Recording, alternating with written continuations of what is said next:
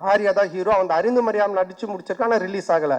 So நாங்கள்லாம் ஒன்றா தான் உட்காந்து சாப்பிடுவோம், எங்களுக்கு கேரவன் கிடையாது. அப்போ அவங்கெல்லாம் நீங்கள் யாருன்னு என்ன கேட்கும்போது நான் ஆர்யா ஹீரோன்னு தெரியும் இந்த படத்தில். நீங்கள் யாருமே ஒன்று ஆர்யாவில் என்னது இவரை யாருன்னு கேட்டிங்களா, இவர் தான் comedy super star, south India comedy super ஸ்டார்ன்ட்டான்.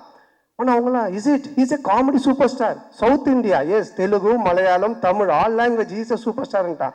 உடனே அந்த பொண்ணுங்களாம் ஒரு மாதிரி டவுட்டாக என்ன பார்த்தாங்க. பார்த்தோன்னே டக்குன்னு ஆர்யால வச்சா அவங்க டவுட்டாக பார்க்குறாங்க, டக்குன்னு ஒரு காமெடி பண்ணு அப்படின்னா. டேய் என்னடா சம்மந்தமே இல்லாமல் காமெடி சூப்பர் ஸ்டார்னு இப்போ காமெடி பண்ணுன்ற இந்த மாதிரி மச்சா மச்சா பண்ணு தப்பாயிடும் நீ பண்ணு அப்படின்னா. சரி நானும் எழுந்து அவங்க முன்னாடி சரி பழைய பாட்டுக்கு இப்போ இருக்க ஹீரோஸ்லாம் டான்ஸ் ஆன அப்படின்னா ஆடி காமிச்சிக்கிட்டு இருக்கேன்.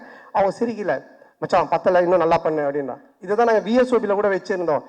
ஒன்று கொஞ்ச நேரம் கழிச்சு அவனும் வந்துட்டான் நடிக்கிறதுக்கு. ரெண்டு பேரும் சேர்ந்து பயங்கரமா அவன் ஹீரோயினா நான் ஹீரோவா நடிச்செல்லாம் ஆடிட்டு இருக்கோம். அவங்களாம் அப்படியே பார்த்துட்டு இருக்காங்க. இதை டைரக்டரும் ப்ரொடியூசரும் பார்த்துட்டாங்க.